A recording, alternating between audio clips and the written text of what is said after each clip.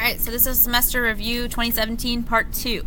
So we're on number 17, and the topic is civil rights movements, and then we have Booker T. Washington versus W.B. Du Bois. So before this, we have Reconstruction, where blacks are mainly free, and then after we have Jim Crow laws, and then also after you could add Martin Luther King as well as Malcolm X as future civil rights leaders.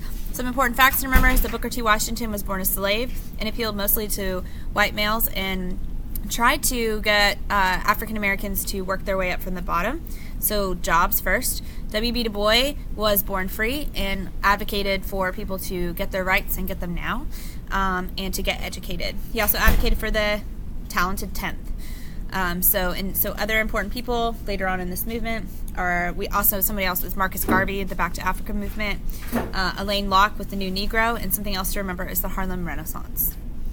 Okay, number 18 is part of the Great Migration, which is before African Americans are in the South, but after they moved to the North for jobs. So important facts about this is that African Americans tended to move to cities where factories were, where there was jobs, and they lived in ethnic neighborhoods.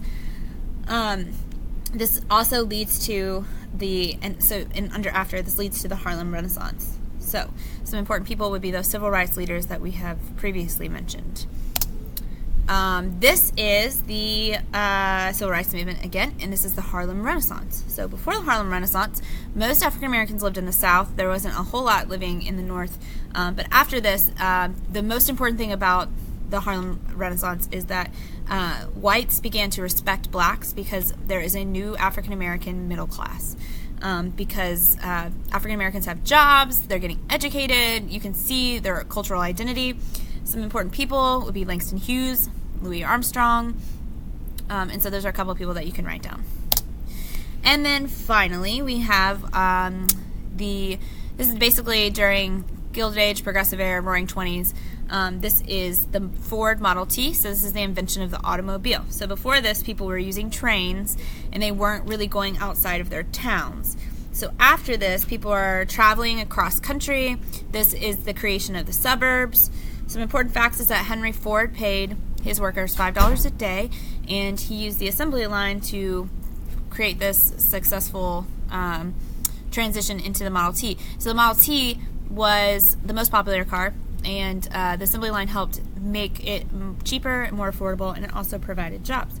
Henry Ford is one of the most the important people, but some other important people to remember would be Andrew Carnegie, Rockefeller, Vanderbilt. Those are all big men who built America. And then also don't forget that the rise of automobiles was the decline of public transportation. Alright, so don't forget that with those essays, I gave you a list of essays. Pick a topic and study it. Be ready to write 2 paragraphs about it, and in the 3rd paragraph, you're going to have a task to do with it, so make sure you understand it. For example, compare it to modern day or give your opinion about it. And that is it, so I hope that you get your studying done for the test.